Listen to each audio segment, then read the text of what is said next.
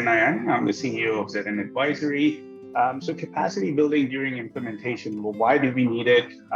How do you get it done? So let's just break that apart. Look at the first question. Why do we need it? Well, number one thing that comes to mind is it helps you increase the knowledge, the skills based of the individuals on your team within your organization, not only for that particular initiative, but also for the long term, right? So that it helps with that piece. And once you've got that taken care of, the capacity piece, it helps you identify the needs in terms of, resources, future team members. So that is something that helps. It also allows you to see the bigger picture and find a path of least resistance to get to that if you've got the capacity built during as you're working towards the implementation. Productivity, collaboration, those are the things that come to mind when it comes to capacity building, but not only limited to that, it also leads to innovation and creativity, right? Like if you're helping build capacity as you go, it allows for more adaptation, more resiliency for any sort of curveballs. It helps you meet the expectations of the stakeholders, right? And so that's another key thing. And then at the end of the day, it allows you to maximize the individual knowledge base, but also a collective knowledge base for the organization, the project team, depending on whose capacity is being built. How do you build capacity during the implementation? Well, it's by doing it, obviously. But when I think of capacity, it's the idea of really getting people to reach their full potential. That's essentially what you're trying to do. So how do you do that? Well, let's define the goals and objectives of an exercise like that. Understand what the existing capacity of the people is, their strengths, their weaknesses, the opportunities, and all that. Understand what the organizational goals are, what the organizational skills are, really.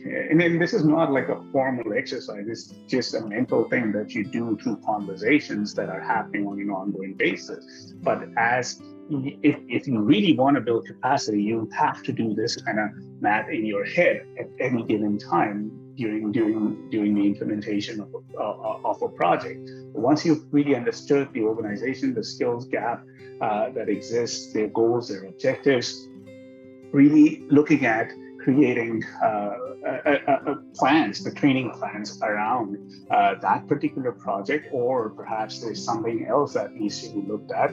Work with the decision makers to do something around that.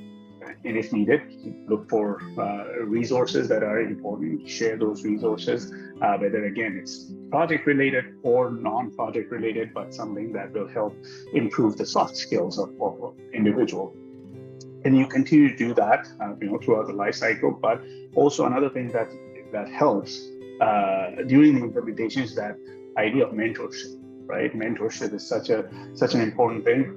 Connect with people who need support, help them mentor, help them understand that, hey, this is how it could be done. Creating SOPs so that next time someone else can take on and do it. Maybe creating a small 30-minute to 60-minute workshop on a certain topic to help people understand that, hey, this is how you could potentially do this exercise as you go forward, or there might be a different way of doing it.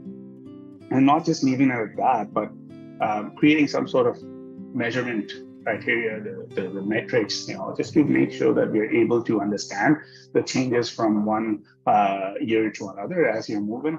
And then obviously don't just leave it at that. You're going to monitor, make adjustments, enhance where possible.